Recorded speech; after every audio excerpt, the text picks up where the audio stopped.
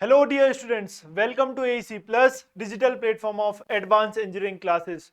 4 दिसंबर 2023 SSC JEE mains लगभग एक महीना शेष और आशा करता हूं आप सभी की प्रिपरेशन जोरदार चल रही होगी। आपकी प्रिपरेशन को बूस्ट करने के लिए हम लाए हैं शौर्य सीरीज। शौर्य सीरीज में मैं सॉइल मैकेनिक्स सब्जेक्ट ले रहा हूं। सॉइल मैकेनिक्स के 5 लेक्चर्स हो चुके हैं। आशा कर रहा हूं कि आप उनको देखते हुए आ रहे हैं और आपको मजा आ रहा है और कुछ सीखने मिल रहा है। आज 6th लेक्चर है। ओके, उठकर बैठ जाइए। क्या लेके बैठना है? शॉर्ट नोट्स, बूस्टर या फिर आपका कोई हैंडबुक है वो लेकर बैठिए।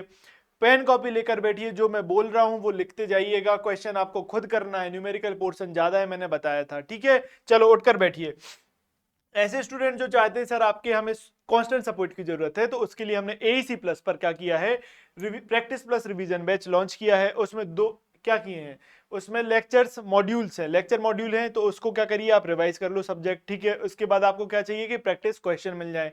प्रैक्टिस क्वेश्चन के लिए 3000 प्लस प्रैक्टिस सेशंस हैं। ये कौन से क्वेश्चन है देखो सुनो अच्छे से। गेट और ईएससी के वो क्वेश्चन जो एसएससी के लेवल के हैं और जो आ सकते हैं, उनको हमने क्या किया है, रिवाइज किया है। और सॉरी रिवाइज नहीं, उनको हमने इकट्ठा किया। टीसीएस पैटर्न ने जो ऑल ओवर इंडिया क्वेश्चंस कराए हैं ना, उनके लिए हमने एनालाइज किया। एनालाइज करने के बाद एक सीरीज बनाई जिसका नाम लिखा है हमने शौर्य सीरीज, और उसमें ही ये 3000 प्लस क्वेश्चंस भी डाले हैं। इतना करने के बाद आपको चाहिए टेस्ट लगाने मिल जाए। तो टेस्ट कितने हैं? 100 टेस्ट हैं आपके पास, 20 उसमें फुल लेंथ टेस्ट हैं। आप बताइए इतना सब करने के बाद आपकी प्रिपरेशन कितनी अच्छी हो जाने वाली है। बात समझ आई? तो ये सब आप इसमें एईसी प्लस के प्रैक्टिस प्लस रिवीजन बैच से आपको मिल जाएगा। चलिए हम अपना सेशन आगे बढ़ाते हैं। मेन बात सॉइल मैकेनिक्स। सॉइल मैकेनिक्स में आज है 6th लेसन, उसमें फ्लोनेट। फ्लोनेट हम क्वेश्चन करेंगे आज। फ्लोनेट इसको सीपेज को खत्म करके हम क्या स्ट्रेस थ्योरी पर चल जाएंगे। जो वर्टिकल स्ट्रेस थ्योरी वाला चैप्टर है ना बॉयजनेस क्यू, उस पर हम चले जाएंगे। तो आपको पता है नेक्स्ट क्या आते जा रहा है। आपको क्या करना है, शॉर्ट नोट्स को रिवाइज करके यहाँ आना है, इसके बाद लेसन को रिवाइज करना है। चलो आगे बढ़ते हैं हम अपने पहले क्वेश्चन पर। चलो आ जाओ, उठकर बैठो पेन कॉपी के साथ। सेंचुरी पूरी की थी, 101 पर हम आ गए हैं। क्या? A flow net is drawn to obtain. पहली बात तो ये नया टर्म आया, क्या फ्लो नेट। फ्लो नेट क्या होता है ये आप जानिए। क्या फ्लो नेट क्या होता है? तो फ्लो नेट क्या है? It is a graphical solution of Laplace equation. जो लाप्लास की इक्वेशन थी उसका ग्राफिकल सॉल्यूशन है क्या फ्लो नेट। किसका? टू डायमेंशनल सीपेज फ्लो का। टू डायमेंशनल जो सीपेज फ्लो है उसकी इक्वेशन दी थी लाप्लास ने, उसका ग्राफिकल सॉल्यूशन है फ्लो नेट। ये बनता किससे है? ये सर दो लाइंस से मिलके बनता है। ये ग्राफ बनेगा ना, ग्राफिकल स्केच आएगा ना, तो ये इक्विपोटेंशियल लाइन जो वर्टिकल डायरेक्शन में रहेंगी और स्ट्रीम लाइन जो हॉरिजॉन्टल या लेटरल डायरेक्शन में रहेंगी उससे बनता है। सर अब ये क्या होता है? इक्विपोटेंशियल लाइन क्या है? Line joining the point of equal total head. ऐसी लाइंस जो इक्वल टोटल हेड या इक्वल हेड ड्रॉप के पॉइंट को ज्वाइन कर रही हैं, या कंटूर, उस कंटूर को या उस लाइन को हम क्या बोलेंगे, क्या बोलेंगे? Equipotential line. स्ट्रीम लाइन क्या होता है सर? सर स्ट्रीम लाइन हमें डायरेक्शन ऑफ फ्लो बताते हैं सीपेज के। सीपेज के डायरेक्शन ऑफ फ्लो कौन बताता है? Stream line. ये दोनों लाइंस आपस में ऑर्थोगोनल या फिर परपेंडिकुलर होंगी। किस केस में? जब अगर सॉइल क्या होगी, आइसोट्रोपिक होगी। दूसरी बात, अगर एनिसोट्रोपिक सॉइल होगी तो ये दोनों लाइंस कभी परपेंडिकुलर होंगी भी और नहीं भी हो सकती हैं। कहा नहीं जा सकता। बात इतनी समझ में आती है? चलो ये मैंने फ्लोनेट आपको क्या कर दिया, इसको बता दिया। अब बोल रहा है कि किस चीज को ड्रॉ करने के लिए ऑब्टेन करते हैं फ्लोनेट। देखो ये क्वेश्चन तो बाद में मैं बता देता हूं। जनरली पहली चीज क्या बताओगे आप फ्लोनेट से? सी पेज क्वांटिटी बता दोगे। ठीक है सर, सी पेज क्वांटिटी। और इसको क्या लिख सकते हैं हम? रेट ऑफ फ्लो आप बता सकते हो। किससे? फ्लोनेट से बता दोगे। ठीक है, दूसरा दूसरा क्या बता सकते हो सर? दूसरा हम सीपेज प्रेशर बता सकते हैं इससे। सीपेज प्रेशर बता सकते हैं। चलो सीपेज प्रेशर। और कौन सा? अपलिफ्ट प्रेशर बता सकते हैं। क्या? अपलिफ्ट प्रेशर बता सकते हैं। क्वेश्चन तो अलग बात, मैं सारा कुछ आपको बता दे रहा हूं, और कुछ पूछ लेगा तो टिक लगा के आ जाना। ठीक है, चौथा चौथा क्या बोल रहा है? पोर वाटर प्रेशर बता सकते हैं। क्या? पोर वाटर प्रेशर भी बता सकते हैं। ठीक है, चार चीज हो गई। पांचवी चीज इधर लिख रहा हूं। क्या? एग्जिट ग्रेडियंट बताता है क्या, एग्जिट ग्रेडियंट भी निकाल के दे देगा, एग्जिट ग्रेडियंट भी निकाल के दे देगा। जनरली 5 या 6 चीजें हैं जो ये निकाल के देगा, 5 चीजें। क्या, फ्लो नेट। अब पूछ रहा है किस चीज को ऑप्टेन कर सकते हो। अब हम, क्वेश्चन इजी हो गया। देखो, सीपेज कोफिशिएंट ऑफ परमिबिलिटी, नहीं, कोफिशिएंट ऑफ परमिबिलिटी ये नहीं बताएगा। क्यों नहीं बताएगा? देखो, कोफिशिएंट ऑफ परमिबिलिटी किसकी प्रॉपर्टी है सर? सॉइल की प्रॉपर्टी है। सॉइल की प्रॉपर्टी फ्लोनेट क्यों बताएगा? फ्लोनेट सॉइल की, ये तो सीपेज के बारे में बता रहा है ना। ये seepage flow, 2 dimensional seepage flow का लाप्लास इक्वेशन का ग्राफिकल सॉल्यूशन है। ये सॉइल की प्रॉपर्टी बताए क्या? नहीं, नहीं बताएगा।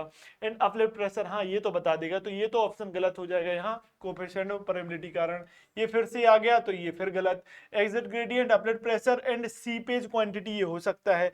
Exit gradient, seepage and coefficient of permeability ये गलत, तो option number C correct. Exit gradient बताएगा, हाँ हमने बताया, ये देखो।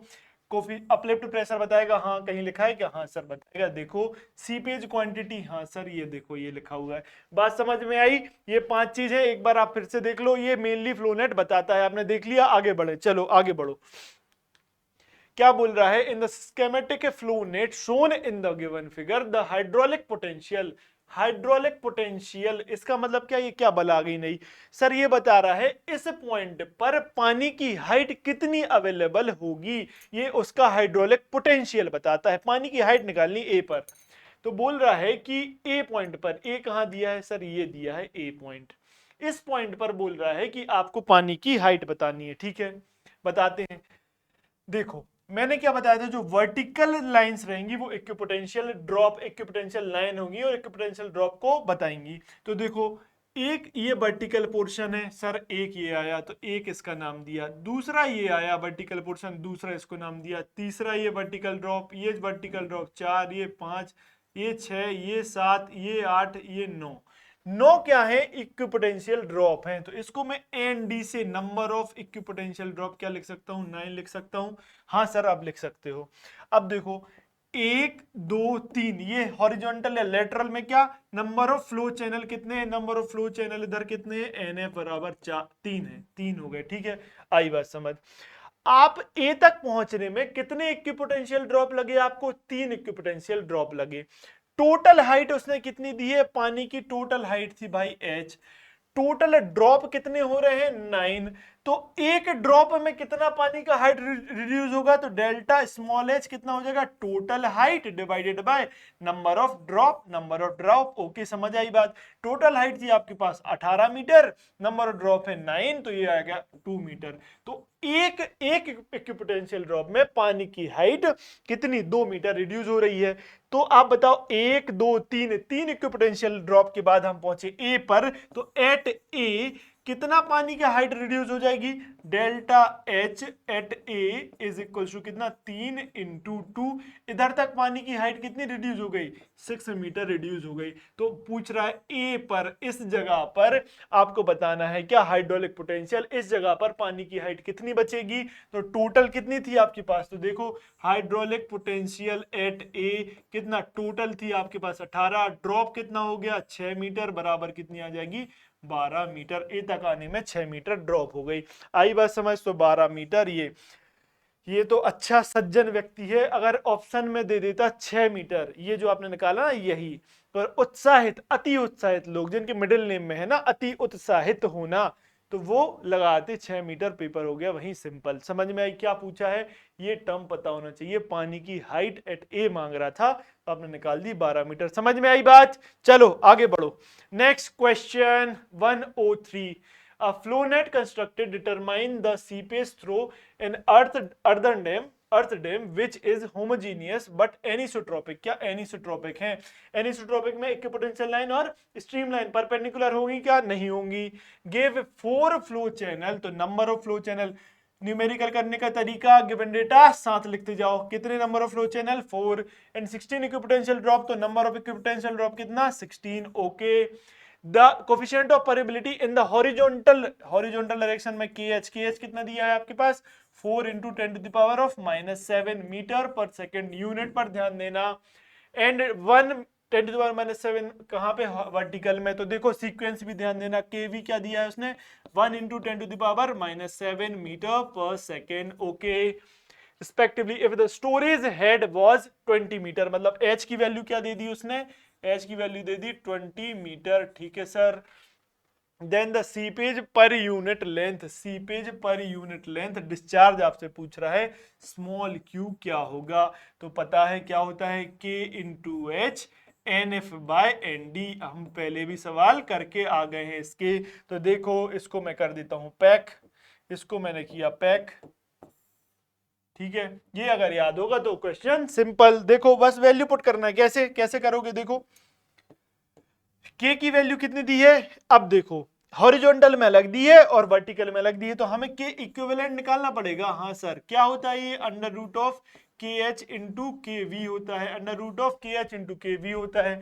चलो सॉल्व करो, under root of 4 into 10⁻⁷ okay, into 1 into 10⁻⁷ okay, तो एक 10⁻⁷ बाहर आया, 4 का अंडर रूट कितना आया 2, तो 2 इंटू 10⁻⁷ के इक्विवेलेंट आ गई। तो इधर मैं लिख सकता हूं क्या, के इक्विवेलेंट पुट होगा, हाँ क्यों, क्योंकि दो डायरेक्शन में अलग अलग दी थी परमिबिलिटी, क्यों, ये आइसोट्रोपिक सॉइल नहीं है, सॉइल की प्रॉपर्टी डिफरेंट डायरेक्शन में डिफरेंट हो गई तो एनिसोट्रोपिक हो गई। अगर सॉइल की प्रॉपर्टी हर डायरेक्शन में सेम होती है तो उसको क्या बोलते हैं हम, आइसोट्रोपिक। एक सवाल ये बता दिया आपको, देखो के इक्विवेलेंट कितना 2 इंटू 10⁻⁻⁷, ठीक है सर, इंटू एच कितना दिया है 20 meter into 20 into N F number of flow channel कितना 4, N D number of equipotential drop कितना 16। सॉल्व करो आंसर आ जाएगा, कर दो जल्दी से सॉल्व, 10⁻⁻⁻ को सॉल्व मत करना, ठीक है, क्योंकि उसमें ही आंसर चाहिए। कितना हो गया 20 into 2 into 4 divided by 16 which is equals to 10 into 10⁻⁻⁷ क्या meter cube per second, small Q निकाल रहा है तो पर मीटर लेंथ हो जाएगा, तो ये क्या आया 10 इंटू 10⁻⁷। समझ में आई बात, समझ में आई, दिख रहा है ना, दिख रहा होगा, ये तो कैलकुलेशन है, करते रहना, ठीक है, गणित थोड़ी ना कराने आऊं इधर। चलो चलो आगे बढ़ो आगे बढ़ो, 104 क्या बोल रहा है, consider the following statements, phreatic line in an earth dam is, बोल रहा है कि फ्रेटिक लाइन अर्दन डैम में कैसा, मतलब इसमें दीज स्टेटमेंट में आपको बताना है किसके रिस्पेक्ट में, फेरेटिक लाइन। चलो ये नया टर्म है, ये बताता हूं क्या भाई, फेरेटिक लाइन जब हमने फ्लो लाइंस बनाई थी ना, फॉर एग्जांपल ये देखो, ये हमारे पास एक डायग्राम है ना, हाँ ये जो टॉप मोस्ट लाइन होती है ना सर, इसको बोलते हैं फेरेटिक लाइन। जो top most line of a flow net is called as phreatic line. इस लाइन पर प्रेशर हमेशा एटमॉस्फेरिक प्रेशर रहेगा, इस लाइन पे प्रेशर कौन सा रहेगा, एटमॉस्फेरिक प्रेशर रहेगा। चलो आगे बढ़ो, और इस लाइन का जो शेप रहता है ना, जो डिफाइन किया गया है लाप्लास इक्वेशन की ग्राफिकल सॉल्यूशन से, इसका शेप बताया गया है ऑलमोस्ट ए पैराबोलिक शेप की होती है। चलो क्वेश्चन क्या कह रहा है, क्वेश्चन कह रहा है ये phreatic line in an earth dam is elliptical in shape. देखो मैंने तो अभी बोला था, ये तो गलत हो गया, एन इक्विपोटेंशियल लाइन होगी। ये जो लाइन बताई मैंने, क्या बताई, ये क्या है लाइन, ये लेटरल लाइन हॉरिजॉन्टल डायरेक्शन में डाल रही है, इक्विपोटेंशियल होगी क्या, नहीं ये तो स्ट्रीम लाइन होगी, ये इक्विपोटेंशियल नहीं होगी, ये स्ट्रीम लाइन होगी, तो ये तो दूसरा भी गलत। आपको फेरेटिक लाइन की प्रॉपर्टीज और उसके जो प्रॉपर्टीज हैं फ्लो नेट की, वो आपको पढ़ के रखना है, रिवीजन कर लेना, अभी थ्योरी से सवाल आया ना। The top most flow line with zero water pressure, सही बात है सर, जीरो वाटर प्रेशर होगा इसका, ठीक है। फिर बोल रहा है अप्रोक्सीमेटली अ पैराबोला, मैंने बताया ना approximately parabola, zero water pressure क्या, उसमें सिर्फ और सिर्फ एटमॉस्फेरिक प्रेशर रहेगा, वाटर प्रेशर रहेगा ही नहीं, मैंने अभी बताया। और अप्रोक्सीमेटली क्या होगा, parabola. 3 and 4 are correct, so option number C is correct. बात समझ में आई, हाँ सर आती है। चलो आगे बढ़ो, ये देखो टॉप मोस्ट फ्लो लाइन है ये, ठीक है। Phreatic line is the top flow line at which water pressure is zero, water pressure zero रहेगा, ओनली एटमॉस्फेरिक प्रेशर एक्ट होगा। It is perpendicular to upstream face A B which is a 100% equipotential line. जो A B है वो 100% equipotential line है और इस पर ये लाइन परपेंडिकुलर होगी, ठीक है। Correction at upstream face, rest at parabola, इधर पे बस एक करेक्शन रहता है, बाकी रेस्ट शेप क्या रहेगा, पैराबोला रहेगा, गिवन बाय कॉजने ने दिया था। फेरेटिक लाइन का कंसेप्ट किसने दिया था, कॉजने ने दिया था, ये बात भी मैंने आपको बता दी। चलो आगे बढ़ो, 105 flow net of a coffer dam foundation has 6 flow channel, so NF लिख लिया आपने, कितना है सर 6। एंड 18 इक्विपोटेंशियल ड्रॉप, तो एनडी कितना है आपके पास 18, एनडी कितना है 18। Okay, the head of water loss during seepage is 6 metre, तो हेड ऑफ वाटर लॉस, तो कैपिटल एच कितना लॉस हो गया 6 मीटर लॉस हो गया। If the coefficient of permeability of the foundation is 4 × 10⁻⁵ meter per minute, तो K कितना दे दिया है इसने 4 × 10⁻⁵ मीटर पर मिनट में दे दिया। ओके, ले लिया सर हमने। देन द सीपेज लॉस पर मीटर लेंथ, मतलब स्मॉल क्यू निकाल के देना है, क्या होता है सर KH/NF/ND। सर ये तो अब हम खेलेंगे इस सवाल से, क्यों? क्योंकि आपने इतने सवाल करा दिए हैं कि ये फॉर्मूला याद हो गया है, ये फॉर्मूला याद हो गया है। ठीक है, चलो आ जाओ, वैल्यू पुट करनी है, बस वैल्यू पुट करनी है। क्या के की वैल्यू कितनी है आपके पास 4 × 10⁻⁵ meter per minute into H कितना है आपके पास 6 मीटर इंटू एनएफ कितना है आपके पास 6/18। ठीक है, सॉल्व करो। 18 2 जा, ठीक है, 4 2 जा 8 × 10⁻⁵ meter per minute, metre per minute. क्या पूछ रहा है यार, ये देखो मीटर क्यूब पर मिनट आएगा ना, ये मीटर क्यूब पर मिनट। किस में पूछ रहा है? डे में पूछ रहा है। डे में पूछा तो सॉल्व कर दो, बदल दो इसको। कैसे करोगे? देखो मिनट है, चलो लिख के बता देता हूँ, कई तो यही देखने आए कि बनता है कि नहीं। 8 देखो मिनट में कन्वर्ट किया तो ऊपर जाएगा 60, तो ये इंटू 10⁻⁻⁵ ये हो गया मीटर क्यूब, सॉरी इंटू 24 आएगा, ये आवर में, आवर से डे में गया तो मीटर क्यूब पर डे। ठीक है, क्लियर है बात? ऊपर मिनट, नीचे है तो ऊपर किससे मल्टीप्लाई कर दो आप 60 और 24 से मल्टीप्लाई कर दो, तो 8 × 60 × 24, ठीक है, डिवाइडेड बाय 10⁻⁵ कितना आ गया 0.1152, कितना आ गया 0. इधर नहीं लिखता हूं, इधर लिख रहा हूं, कितना आ गया 0.1152 मीटर क्यूब पर डे।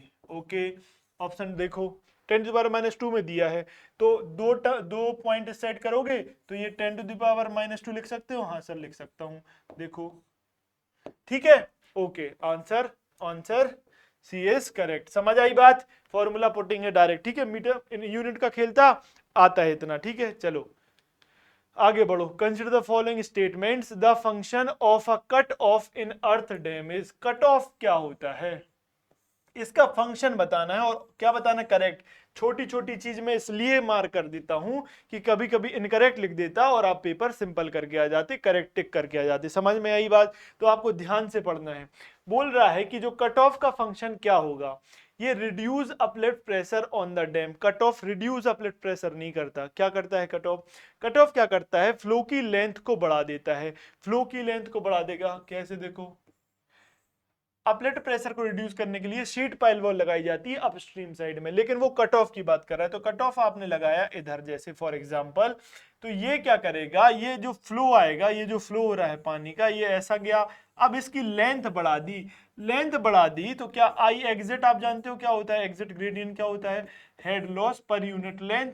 तो लेंथ जब बढ़ जाएगी तो एग्जिट ग्रेडियंट डिक्रीज हो जाएगा। एग्जिट ग्रेडियंट डिक्रीज हो जाएगा तो क्या इसमें अंडरमाइनिंग या पाइपिंग हो पाएगी? क्या नीचे नहीं हो पाएगी। तो क्या अंडरमाइनिंग ऑफ फाउंडेशन से हमें बचाएगा क्या, कट ऑफ। ओके, तो रिड्यूस अपलिफ्ट नहीं सर, इसको तो गलत।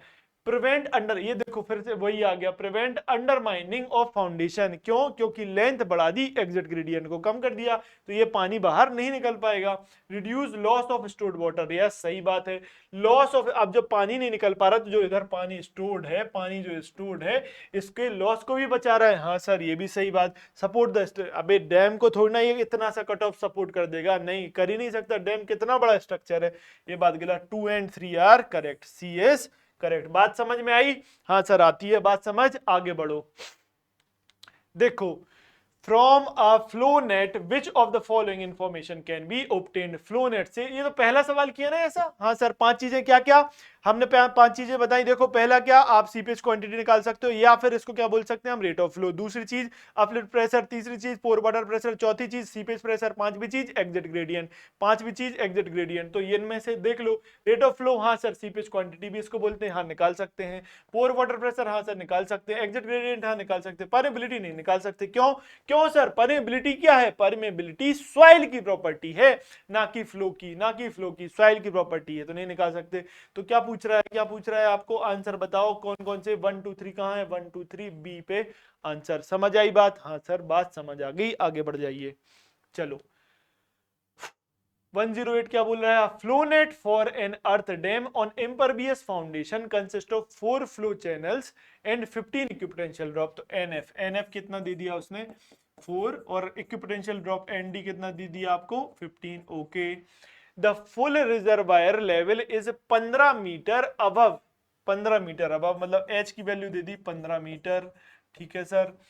द डाउनस्ट्रीम हॉरिजॉन्टल फिल्टर, अब द डाउनस्ट्रीम हॉरिजॉन्टल फिल्टर ये है। तो डाउनस्ट्रीम हॉरिजॉन्टल फिल्टर क्या है, देखो शायद बनाया है, देख लो एक बार, दिया होगा। देखो ये जो है ना डाउनस्ट्रीम हॉरिजॉन्टल फिल्टर कहलाता है। इसके ऊपर उसने क्या दे दी है, हाइट ऑफ वाटर दे दिया। आई बात समझ, सब कुछ में क्वेश्चन फील करते जाओ, रटना नहीं है, क्वेश्चन में क्या दिया है ये पता करते जाओ। देखो downstream horizontal filter given that horizontal permeability KH कितनी दे दी उसने, KH दे दी आपको 9 × 10⁻⁻6 यूनिट क्या दी है, metre per second. Okay sir.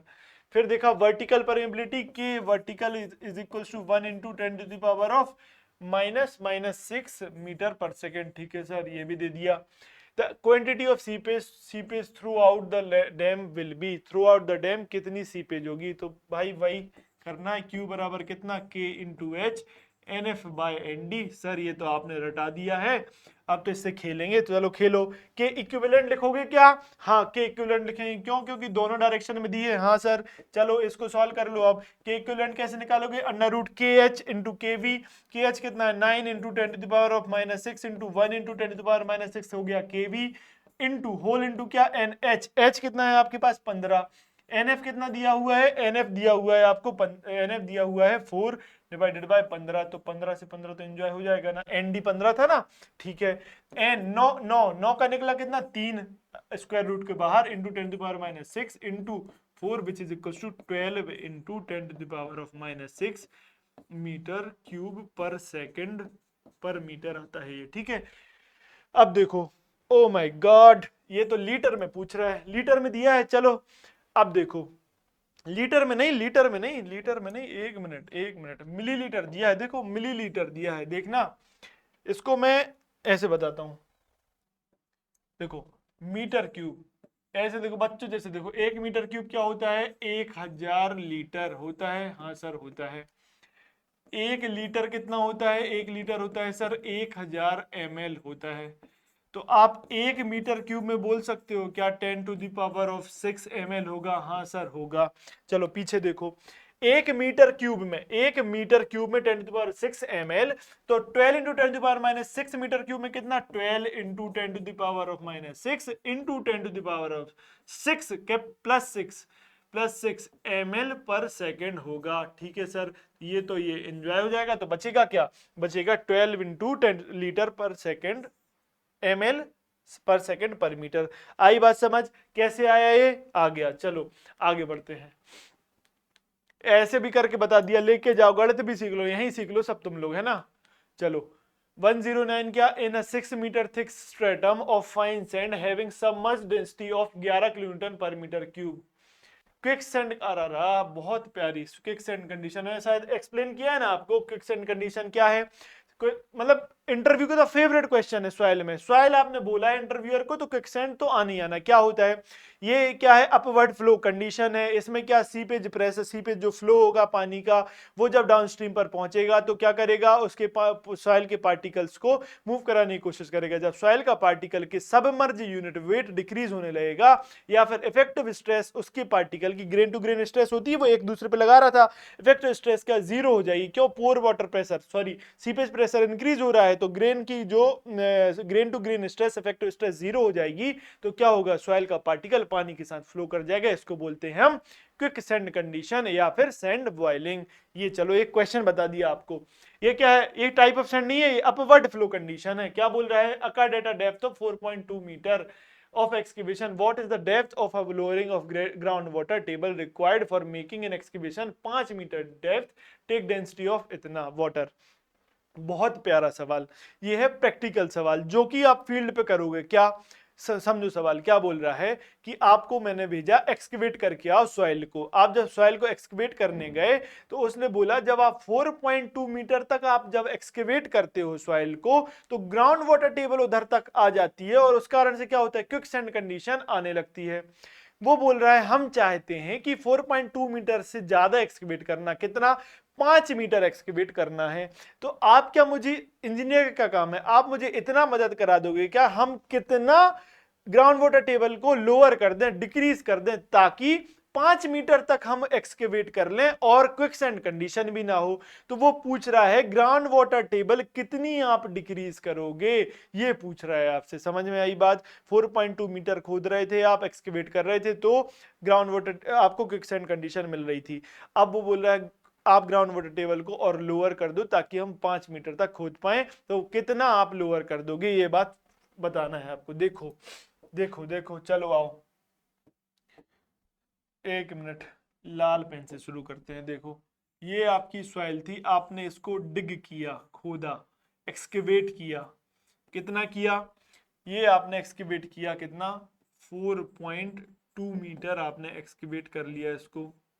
ये आपकी सॉइल इधर तक थी, ये कितनी, ये मैं इतने पोर्शन पे चल रहा हूँ, इतनी सॉइल आपकी बचती है, इतना आपने क्या किया, एक्सकेवेट कर लिया।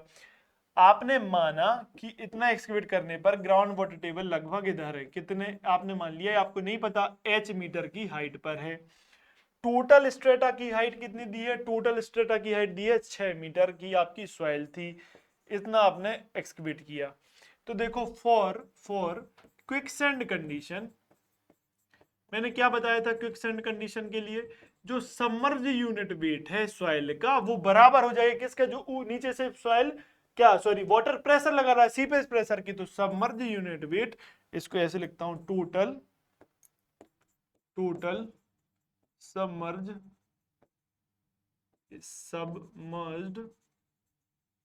Wait of soil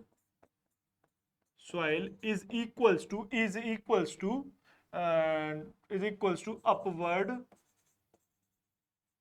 force of seepage water. ठीक है, सीपेज वाटर जो फोर्स लगा रहा है उसके बराबर हो जाएगा, तो इफेक्टिव स्ट्रेस 0, क्विकसैंड कंडीशन हो जाएगी। अब ये आपका क्या था, ये इसका वो मतलब मूल मंत्र है। ठीक है, देखो, तो टोटल सबमर्ज्ड वेट कैसे निकालोगे, देखो, गामा सैचुरेटेड इनटू आपका डेप्थ कितना है आपका, 6 माइनस 4.2। क्यों, इतना तो बचा, इतना तो एक्सकेवेट कर लिया, तो यही तो बचा टोटल अब जो वेट है। तो गामा सैचुरेटेड कैसे निकालोगे, आप जानते हो, आपको दिया है क्या गामा सैचुरेटेड, उसने गामा सबमर्ज दे दिया, सबमर्ज एसटी। तो देखो इधर देख लो जरा, गामा सैचुरेटेड आप जानते हो क्या होता है, gamma submerge plus gamma W, या फिर गामा सबमर्ज कैसे निकालते थे, gamma saturated minus gamma W, तो ऐसे निकाल सकते हो। तो गामा सबमर्ज दिया 11 और गामा डब्ल्यू कितना दे दिया आपको, 10, तो 11 प्लस 10 बराबर 21 kilo newton per meter cube. समझ में आई बात? हाँ सर, आ गई बात समझ में। देखो, तो ये तो हो गया आपका 21 इंटू 6 माइनस 4.2 कितना होता है, 1.8 इज इक्वल्स टू, इधर क्या लिखना है, राइट साइड में देखना, पानी है, पानी का यूनिट वेट, ठीक है, इनटू हाइट कितना पानी का है, ये देखो हाइट, एक सेकेंड, ये क्या, ये तो सिर्फ वो बना ना, क्या कहते हैं, इसमें एरिया का भी मल्टीप्लाई करोगे ना, depth unit weight into depth into area, area into depth का volume, volume into unit weight क्या बना रहा है आपका, यही तो वेट बनाता ना। Similarly unit weight of water into depth of water into area, जो नीचे का एरिया है वो मल्टीप्लाई करोगे तब जाके आपको वेट बनेगा। हाँ बनेगा, क्यों, यूनिट वेट की यूनिट क्या होती है, kilo newton per meter cube, kilo newton per meter cube में मीटर क्यूब मतलब वॉल्यूम से मल्टीप्लाई करोगे तो meter cube enjoy, kilo meter बचेगा मतलब वेट बन जाएगा। मीटर क्यूब कैसे बनेगा, मीटर डेप्थ और एरिया मीटर स्क्वायर। समझ में आई बात? चलो इतना भी बता दिया आपको। तो ए और ए तो area same, enjoy. Gamma saturated आपने निकाल लिया। अब गामा डब्ल्यू कितना है आपके पास, चलो इसी पेन से लिख देता हूं, गामा डब्ल्यू आपके पास 10 दिया है, एच तो आपको निकालना था, तो एच की वैल्यू कितनी आई, कैलकुलेट करो 21 into 1.8 divided by 10 which is equal 3.78 meter. H की वैल्यू है 3.78 मीटर।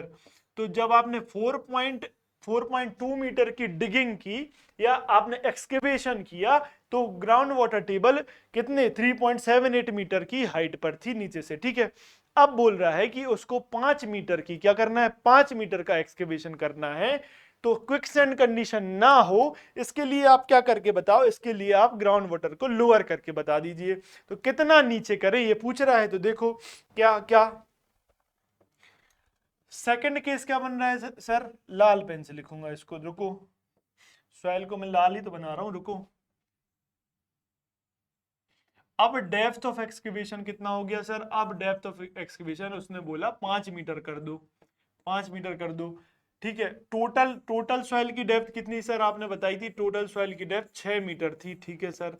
ये हमारी सॉइल थी, इतना बचा है पोर्शन, ठीक है, इतने बस की बात कर रहे हैं। चलो देखो, आपने बोला था ग्राउंड वाटर टेबल कितने मीटर पे है, ग्राउंड वाटर टेबल है सर, ये है एच मीटर पे है, जो कि आपने निकाल ली है कितनी, 3.78 मीटर पर है। वो बोल रहा है ग्राउंड वाटर टेबल कितनी लोअर कर दे, मैं दूसरा नीला पेन यूज कर रहा हूं, ग्राउंड वाटर टेबल कितनी लोअर कर दे, कितनी लोअर कर दे ताकि क्विक सैंड कंडीशन ना आ पाए। तो ऊपर से मैं x मान लेता हूं, x मीटर नीचे लोअर कर दे रहा हूं ताकि क्विक सैंड कंडीशन ना आ पाए। सिमिलर फॉर क्विकसैंड कंडीशन, क्या मैं बार बार नहीं लिख रहा, for quicksand condition total submerged weight of soil बराबर upward force of seepage, water जो फोर्स लगा रहा है उसके बराबर। कैसे लिखोगे आप, इसमें लिख दो गामा सैचुरेटेड इनटू हाइट कितना 6 - 5 into area which is equals to gamma W into height of water. अब हाइट ऑफ वाटर कितना बचा, h - x, यही तो है, h था -x कर दिया, अब इतना बस हाइट ऑफ वाटर तो प्रेशर लगाएगा h - x, हाँ सर समझ में आता है, इनटू एरिया, तो एरिया और एरिया तो इंजॉयस, गामा सेट हमने 21 निकाला था, इसको मैं ऐसे अलग कर दिया, इनटू 6 - 5 इज 1 बराबर गामा डब्ल्यू 10 इनटू एच आपने निकाला 3.78 माइनस एक्स तो हमें सर आपको निकाल के देना है, यही तो आंसर है, यही तो पूछ रहा है। तो देखो 2.1 3.78 माइनस 2.1 कर दो तो कितना आ गया 1.68 मीटर। एक्सीलेंट क्वेश्चन, बहुत ही मतलब प्रैक्टिकल क्वेश्चन है क्या। अब अगर आप इतना इतना मतलब x मतलब 1.68 एक्सक्यूज मी सॉरी 1.68 मीटर जब आप क्या करोगे, लोअर कर दोगे किसको, वो ग्राउंड वाटर टेबल को, इसका मतलब क्या, क्विक सैंड कंडीशन नहीं होगी और आप 5 मीटर की एक्सकेवेशन कर ले जाओगे। यही पूछ रहा था, 1.68 मीटर आंसर। समझ में आया कॉन्सेप्ट, कॉन्सेप्ट बस इतना है, क्विक सैंड कंडीशन के टाइम पर submerge unit weight of the soil बराबर होता है अपवर्ड फोर्स, जो सीपेज फोर्स लगा रहा है वाटर नीचे से। तो फोर्स या फिर वेट कैसे लिखते हैं हम, रो जी वी, रो जी मतलब क्या, गामा डब्ल्यू, और वी वॉल्यूम मतलब एच इंटू एरिया, फ्लू ने पढ़ा ना, रो जी वी वेट लिखने के लिए, ठीक है। चलो ये तो हो गया क्वेश्चन खत्म, कॉन्सेप्ट समझ में आया, हाँ सर। चलो आगे बढ़ते हैं, आगे क्या, नेक्स्ट क्वेश्चन 110 क्या बोल रहा है, a homogeneous earth dam is 43 meter high.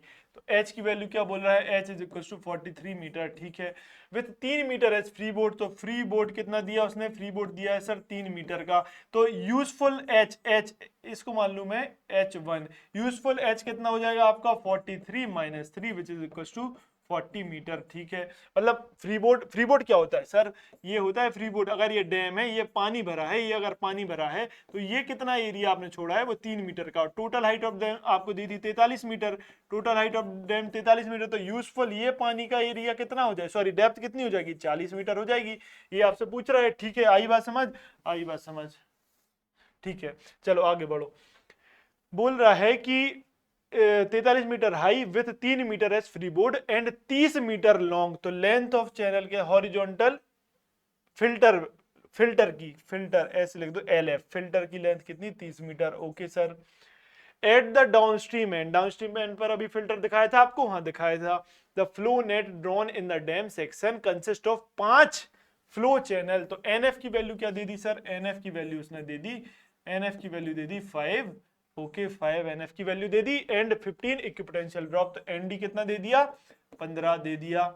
If the dam is 500 meter long, मतलब L लेंथ ऑफ डैम कितनी 500 meter long, and the permeability of the material of the dam is uniformly 3 into 10⁻³ तो K की value uniform है, मतलब isotropic soil है, isotropic मतलब हर direction में permeability same. The total discharge permeating total discharge पूछ रहा है, सीपेज या डिस्चार्ज पर यूनिट लेंथ नहीं पूछ रहा, टोटल डिस्चार्ज पूछ रहा है, ठीक है। तो वो क्या हो जाएगा, through the body of the dam, तो टोटल डिस्चार्ज क्या हो जाएगा, Q is equals to small q into per unit length निकालते थे स्मॉल q, इसमें लेंथ का मल्टीप्लाई कर दो तो टोटल डिस्चार्ज आ जाएगा।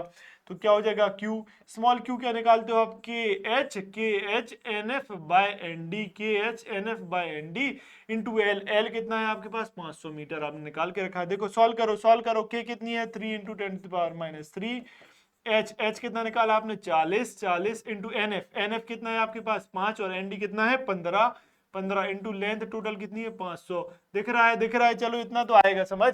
चलो चलो करो कितना हो जाएगा 3 into 40 into 5 into 500 divided by 15 divided by 1000 बराबर 20 मीटर क्यूब पर सेकंड, ठीक है। ये कितना आ जाएगा 20 मीटर क्यूब, ये देखो दिया ही नहीं है, ये इतना नहीं, मैं एक ऑप्शन बना रहा हूँ क्या, 20 metre cube per second answer. Clear है बात, ई आपका सही हो जाएगा।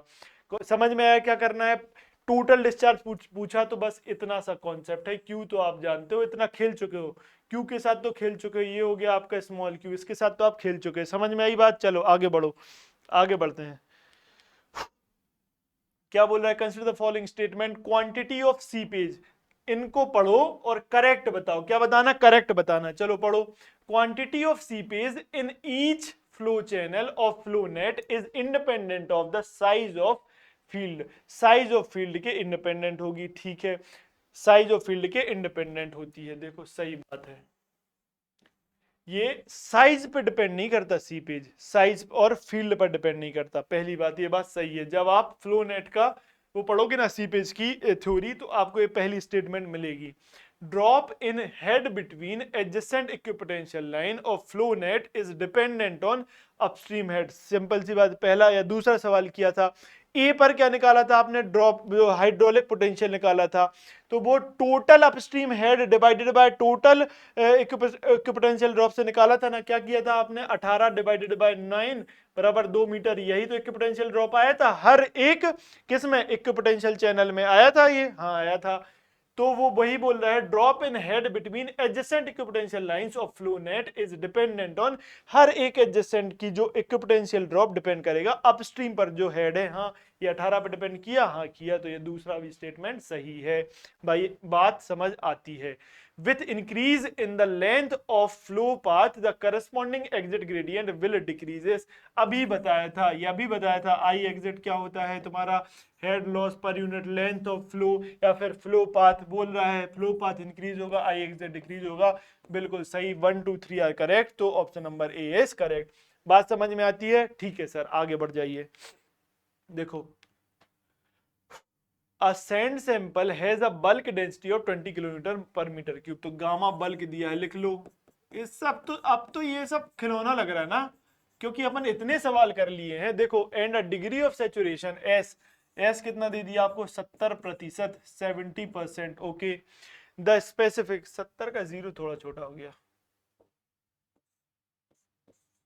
Now, the specific gravity of the soil grain G is equals to 2.65. Okay, sir.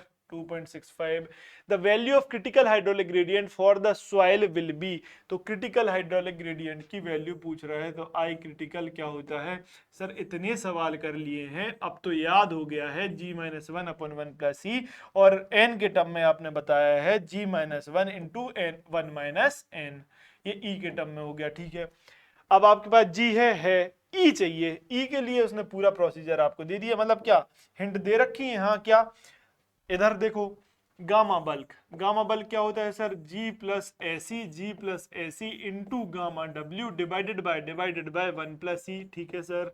Gamma bulk कितना है 20, चलो इसको इधर से ऐसे सॉल्व करता हूँ, रुको, तो ये हो गया 20 into 20 is equals to G कितना 2.65, एस कितना 0.7 इंटू ई तो दिया है, इंटू गामा डब्ल्यू 10 मान लो, डिवाइडेड बाय 1 प्लस ई 10 से ये जीरो गया, हाँ गया, ये आया 2 प्लस 2ई बराबर 2.65 प्लस 0.7 ई, सॉल्व करो, ई निकालो, ई निकाल के दो, कितना आएगा 2.65 माइनस 2 या 1.65 डिवाइडेड बाय 2 माइनस 0.7 कितना आ जाएगा ये 0.5। तो ई आया, ई इधर लिख रहा हूं मैं, ई आया 0.5, ई आया 0.5। क्लियर है बात? हाँ सर बात समझ में आई। बस simple question, 2.65 minus 1 divided by 1 plus 0.5। चलो सॉल्व करो, कितना 1.65 divided by 1.5 is equals to 1.1। 1.1 आ गया आपका एग्जिट ग्रेडियंट, है क्या? हाँ सर, सी इज आंसर।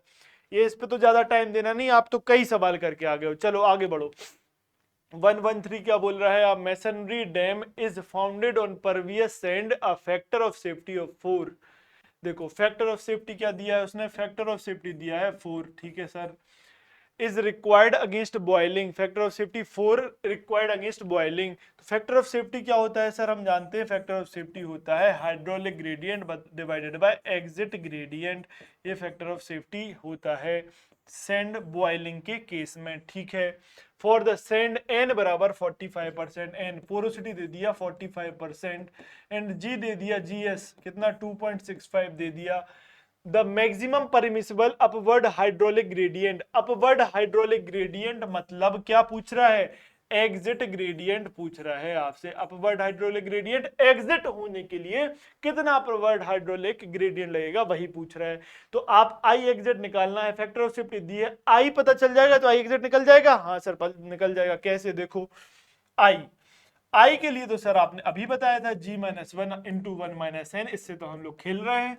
चलो g माइनस 1 कितना 2.65 माइनस 1 इज 1.65, डायरेक्ट लिख रहा हूं into 1 minus N 0.45 is equal to 0.55 1 minus N 0.45 1 में से माइनस किया तो 0.55 इंटू कर दो, इंटू करो 1.65 इंटू 0.55 इज इक्वल टू 0.9075 0.9075। ठीक है, आई की वैल्यू आ गई सर, आई आ गया। अब तो बस खेल दो। क्या आई फैक्टर सेफ्टी इधर लाओ, आई एग्जिट इधर लाओ, तो आई एग्जिट तो हमें निकालना है तो ऐसा लिख लिया 0.99075 divided by 4 divided by 4 which is equals to by 4 करो 0.226 विच इज इक्वल्स टू कितना 0.23 बोल रहा है 0.23 आंसर।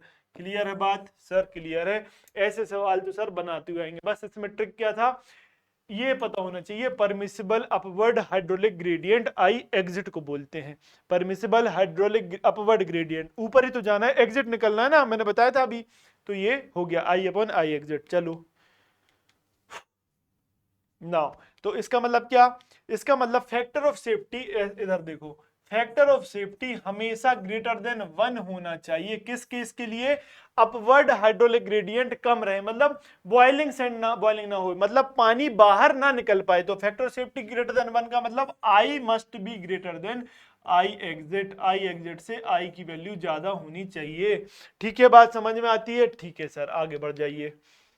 चलो 114 क्या बोल रहा है? A course grained soil has a void ratio of 0.78। तो ई इज इक्वल टू कितना 0.78 बोल रहा है। कोर्स ग्रेन्ड सॉइल है, okay. And specific gravity of 2.65, तो g is equal to 2.67, okay. The critical gradient at which a quicksand, वाह यार वाह, मतलब गजब कर दिया। इतने सवाल आए हैं और ये बार बार आए। ईएससी गेट में तो भर के पूछे, लगा दो। तो चलो 2.67 माइनस 1 अपॉन 1 प्लस ई, 1 प्लस ई कितना है तुम्हारे पास 0.78। क्लियर? समझ में आया होगा, कर दो। समझ में क्या सर, ये तो याद हो गया है ना, याद हो गया। कितना 0.938, कितना पूछा 0.94, ओके। इसको मैं इक्विवेलेंट टू 0.94 लिख सकता हूं? हाँ सर लिख सकते हो। चलिए ये तो चलो आगे बढ़ो, इससे तो आप खेल रहे हैं मुझे पता है। 115, गजब, ये क्या चक्कर बना के दिया है। रुको, न्यू मार्क्स मतलब कि आपकी स्ट्रेसेस वर्टिकल स्ट्रेस थ्योरी वाला चैप्टर शुरू, सी पेज का अध्याय समाप्त होता है। वर्टिकल स्ट्रेस वाला चैप्टर मतलब बॉयजनेस क्यूब, वेस्टरगार्ड, सर्कुलर एरिया का क्या इफेक्ट होगा, लाइन लोड का क्या एक डेप्थ के नीचे इफेक्ट होगा, ये सब शुरू। तो आपको क्या करना है, पांच को करीब 5-6 क्वेश्चन और कराऊंगा और आगे भी सवाल कराऊंगा। आपको ये सब रिवाइज कर लेना है। आप अपना वही शॉर्ट नोट निकाल लो इस वाले चैप्टर का और आगे भी कल रिवाइज करके आना। ठीक है, चलो सॉल्व करो। क्या बोल रहा है? स्टैंडर्ड न्यू मार्क्स, बहुत बढ़िया। New marks influence chart is shown in the given figure if loaded equally the areas marked 1 and 2 will yield pressure at the centre such that, ये तो इसने इसी का स्टेटमेंट डायरेक्ट पूछ लिया। न्यू मार्क्स ने अपना स्टेटमेंट ये दिया था कि जब नंबर ऑफ एरिया यूनिट्स, जो नंबर ऑफ एरिया यूनिट्स है मतलब ये 1, ये हो गया 2, ये 3, कितनी नंबर ऑफ एरिया यूनिट्स, ये क्या है, ये कॉन्सेंट्रिक सर्कल है, और ये क्या है, नंबर ऑफ रेडियल लाइन इनको क्रॉस कर रहे हैं। तो कॉन्सेंट्रिक सर्कल को जब number of radial lines cross करती हैं तो कुछ कुछ एरिया यूनिट्स बनाएंगी।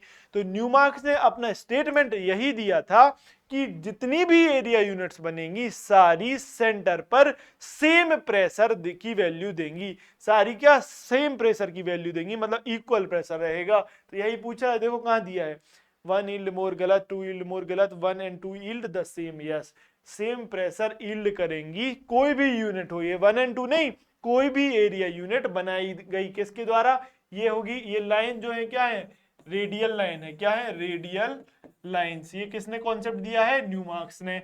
और ये जो सर्कल है, सर्कल क्या है, ये क्या है, कॉन्सेंट्रिक, एक के अंदर एक बनाए तो इसलिए बोल दिया कॉन्सेंट्रिक सर्कल। इससे जो एरिया यूनिट इनको कटने से बनी वो सारी सेंटर पे क्या करेंगी, सेम प्रेशर यील्ड करेंगी। चलो आगे बढ़ो।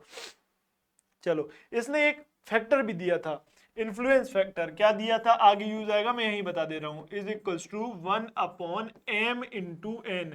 m is number of concentric circle, n is number of radial lines, ठीक है। तो ये भी आगे समझ में आएगा, m क्या है, नंबर ऑफ कॉन्सेंट्रिक सर्कल, और रेडियल लाइंस n, क्लियर। चलो आगे बढ़ो। 116 क्या बोल रहा है, concentrated load of 50 ton acts vertically at a point on the soil surface. Surface पर लग रहा है, कहां लग रहा है भाई, सॉइल की सरफेस पे लग रहा है। क्या, एक कंसंट्रेटेड लोड, Q की वैल्यू क्या दे दी इसने, 50 ton, okay. If the Boussinesq's equation, बहुत इंपॉर्टेंट, इस अगर इस चैप्टर से सवाल बनता तो ये बहुत इंपॉर्टेंट है, ठीक है। Is applied for computation of stress, then the ratio of vertical stresses at depth of 3 meter and 5 meter will B.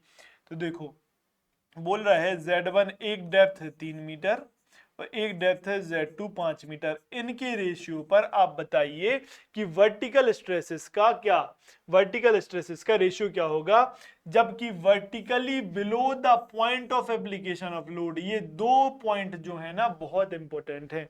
क्या बोल रहा है कि आपने अगर इधर पे, इधर क्या वर्टिकल स्ट्रेस लगाई, इसके जस्ट वर्टिकली बिलो आपको निकालना है, मतलब ना कि इधर ना ही इधर। ये क्या बताता है, रेडियल डिस्टेंस। तो r की वैल्यू 0 हो गई, क्यों, इसके जस्ट बिलो पूछ रहा है, देखो जस्ट बिलो, वर्टिकली बिलो पूछ रहा है। दूसरा, on the soil surface, soil अगर ये है, ये आपका ग्राउंड लेवल है, तो सॉइल की सरफेस पर ही पूछ रहा है, ना कि किसी डेप्थ पर, ना कि किसी डेप्थ पर लग रहा है ये लोड, किसी डेप्थ पर नहीं लग रहा, एक उसी सॉइल सरफेस पर पूछ रहा है। समझ में आई बात। चलो ये आर की वैल्यू उधर से 0 होती है, आपको यहां से मैंने ये बता दिया, क्यों, क्योंकि वर्टिकली बिलो द पॉइंट पूछ रहा था।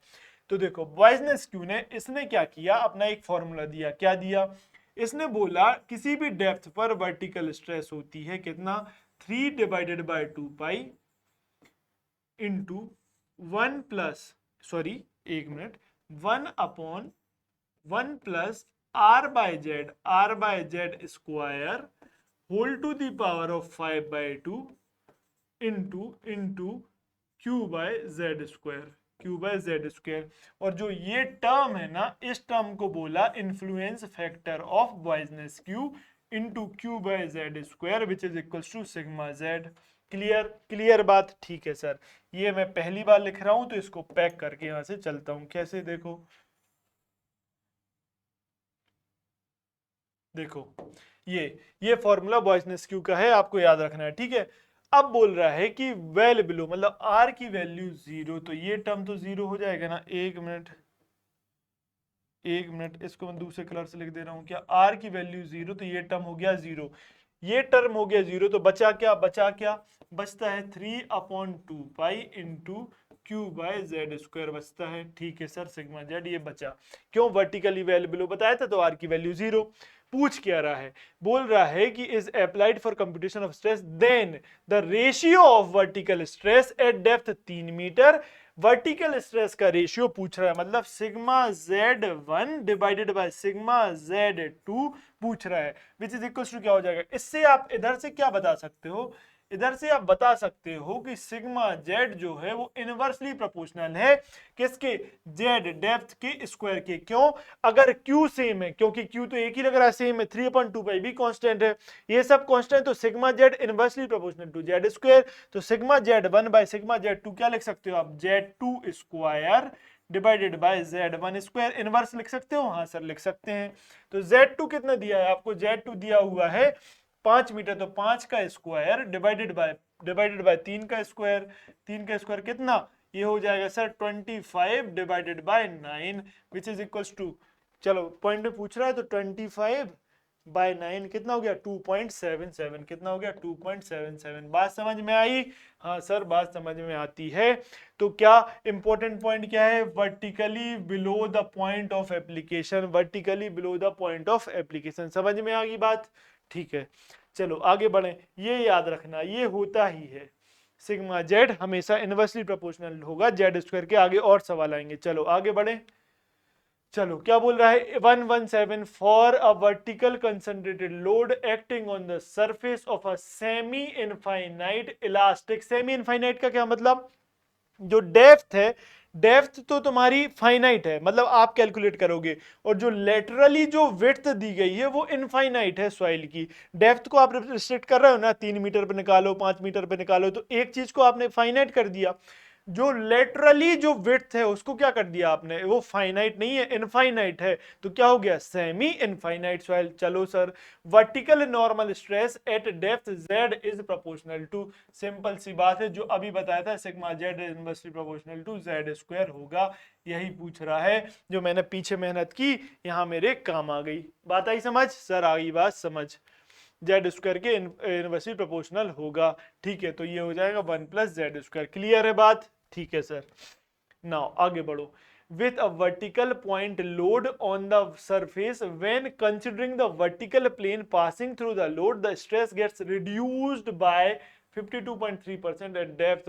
बहुत इंपॉर्टेंट है, बहुत मस्त, मतलब इंपॉर्टेंट क्या, बहुत अच्छा कॉन्सेप्ट है। क्या बोल रहा है, एक vertical point load on the surface, when surface पर वर्टिकल पॉइंट लोड लग रहा है, when considering the vertical plane passing through the load. Vertical plane कहां से पास हो रहा है, वर्टिकल प्लेन लोड से ही पास हो रहा है, मतलब आर की वैल्यू क्या, इधर भी 0, यहां से पास हो रहा क्या, नहीं, यहां से पास हो रहा क्या, नहीं, लोड के थ्रू ही वर्टिकल प्लेन पास हो रहा है, तो आर की वैल्यू 0। ये बात समझाने के लिए मैंने ये डायग्राम बनाया, ठीक है। चलो आर की वैल्यू 0 होती है, किसने बता दिया, vertical plane passing through the load, तो आर की वैल्यू 0 इसके कारण हुई, ठीक है। तो stress get reduced by 52.3% at depth. बोल रहा है कि अब बताइए किस डेप्थ पर स्ट्रेस 52.3% रिड्यूस हो जाएगी। तो देखो स्ट्रेस की वैल्यू मैंने बताया था, सिग्मा जेड बराबर होता है 3/2 पाई 1/1 प्लस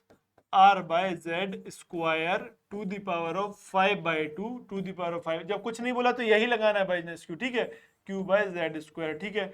तो r की वैल्यू तो 0, मैंने अभी बताया आपको 0, तो ये टर्म 0, तो बचेगा कितना 3/2 pi into Q by Z square into Q by Z square हो गया सिग्मा जेड, ठीक है। तो 3/2 पाई को मैं सॉल्व कर लूं तो कितना आएगा, 3/2 पाई आता है 0.04775 क्यू बाय जेड स्क्वायर आ गया सिग्मा जेड। वो बोल रहा है कि किस डेप्थ पर ये वैल्यू रिड्यूस हो जाएगी, कितनी 52.3% स्ट्रेस रिड्यूस हो जाएगी इतना, ठीक है। देखो इसको मैं थोड़ा यहां से क्लीन करता हूं, रिड्यूस होगी तो मान के चलो 100% थी, कितना रिड्यूस हुआ 52.3 रिड्यूस हुआ, तो कितना बचा 0. कितना बचा 0.477 टाइम्स ऑफ क्यू बचेगा। इतनी बचेगी क्या स्ट्रेस, हाँ सर इतनी बचेगी।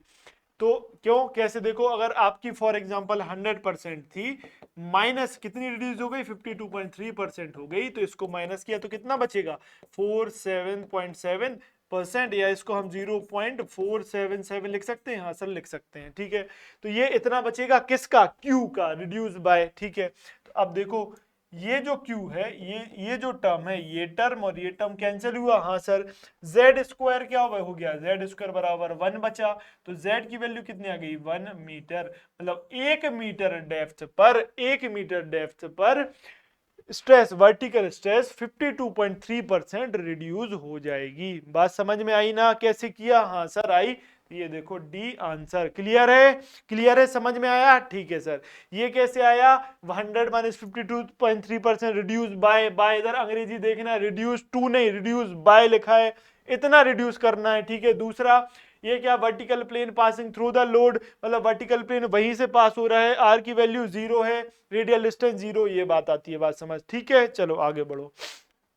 देखो बोल रहा है, in the case of stratified soil layers the best equation that can be adopted for computing the pressure distribution. देखो भाई, स्ट्रेटिफाइड सॉइल लेयर, तो ये तो भाई वेस्टरगार्ड का पहला ही एजम्पशन है कि Westergaard theory stratified soil layer के लिए है, मतलब मोर एक्यूरेट थ्योरी है। मोर एक्यूरेट क्यों? क्योंकि जब हम सॉइल को देखते हैं, मतलब प्रैक्टिकली आप बताइए कि सॉइल क्या होमोजेनियस रहेगी? नहीं, कहीं कोई लेयर रहती, कहीं कोई लेयर रहती है। इसका मतलब प्रैक्टिकली सॉइल हमें कैसी मिलेगी? स्ट्रेटिफाइड या लेयर के फॉर्म में। इसका फॉर्म क्या, इसका मतलब ही स्ट्रेटिफाइड मतलब डिफरेंट डिफरेंट हॉरिजॉन्टल लेयर के फॉर्म में मिलेगी। तो इसका मतलब क्या, वेस्टरगार्ड ने ट्रू कंडीशंस की बात करी है वेस्टरगार्ड ने। तो स्ट्रेटिफाइड सॉइल लेयर का कॉन्सेप्ट किसने दिया है? वेस्टरगार्ड ने। पहले ही एजम्पशन है। तो आपको बॉयजनेस क्यू के सारे एजम्पशन अभी के अभी रिवाइज करना है, अभी के अभी। उसके बाद वेस्टरगार्ड के भी पढ़ लेना है। आपके पास शॉर्ट नोट साथ में है ना, उठ के बैठो, मेहनत तो आपको भी करना है। देखो क्या, Boynescu solution assumes that the soil deposit is isotropic। ये Boynescu की बात कर रहा हूं मैं, ठीक है। Isotropic, actual sedimentary deposits are generally anisotropic. सही बात है, आइसोट्रोपिक मतलब हर एक पॉइंट का हर एक डायरेक्शन में प्रॉपर्टी क्या, सेम। ऐसा होगा क्या? एक्चुअली नहीं होगा, एनिसोट्रोपिक होती है reality. There are generally thin layers of sand embedded in homogeneous clay strata. Westergaard solution assume that there are thin sheets of rigid material sandwiched in a homogeneous soil mass। मतलब thin sheets दो soil मास के बीच में sandwiched है, मतलब ऊपर से bread, नीचे से ब्रेड, बीच में मटेरियल। तो ऐसे ही सॉइल भी एक दूसरे के बीच में लेयर बाय लेयर दबी हुई है। इसके लिए represents more closely the accurate sedimentary deposit. जैसी सेडिमेंट्री डिपॉजिट होती है, उस थ्योरी को एक्यूरेटली और मोर क्लोजली कौन रिप्रेजेंट कर रहा है? वेस्टरगार्ड रिप्रेजेंट करता है। ये मैंने आपको बता दिया। चलो आगे बढ़ो। इन न्यू मार्क्स इन्फ्लुएंस, फिर आ गया भाई ये न्यू मार्क्स। देखो, for the stress distribution there are 10 concentric circle, मतलब m की वैल्यू कितनी दी है? 10, ठीक है सर। एंड 50 रेडियल लाइंस, तो n की वैल्यू कितनी दी है? 50। क्या पूछ रहा है? तो इन्फ्लुएंस फैक्टर, चलो मैंने पहले ही मेहनत कर ली थी इसके लिए। IF क्या होता है? 1/mn। सर आपने पहले बता दिया था। इन्फ्लुएंस फैक्टर कितना होता है?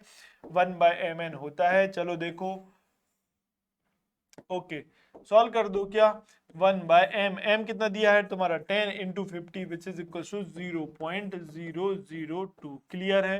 तो option number B is correct. समझ में आई बात? समझ में आई बात? 120 क्वेश्चन पे हम आ गए। ये हमारा सेशन का लास्ट क्वेश्चन था। चलिए, आप रिवाइज कर रहे हो, मैं आपको ऐसे मान के चल रहा हूं कि आप रिवाइज कर रहे हो, मक्कारी बिल्कुल नहीं कर रहे। क्यों?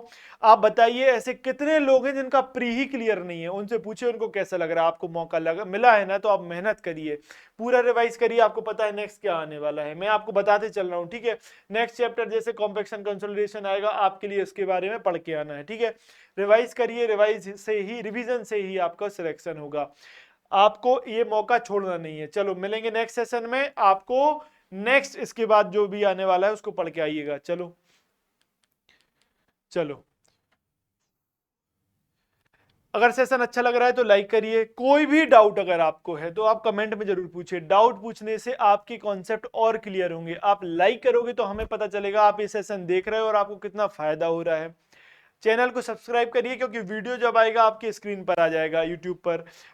और आपको क्या करना है, AEC प्लस के ऐप पर मिल जाएगी इस सेशन की प्लेलिस्ट, सॉरी जो PDF है वो आपको मिल जाएगी।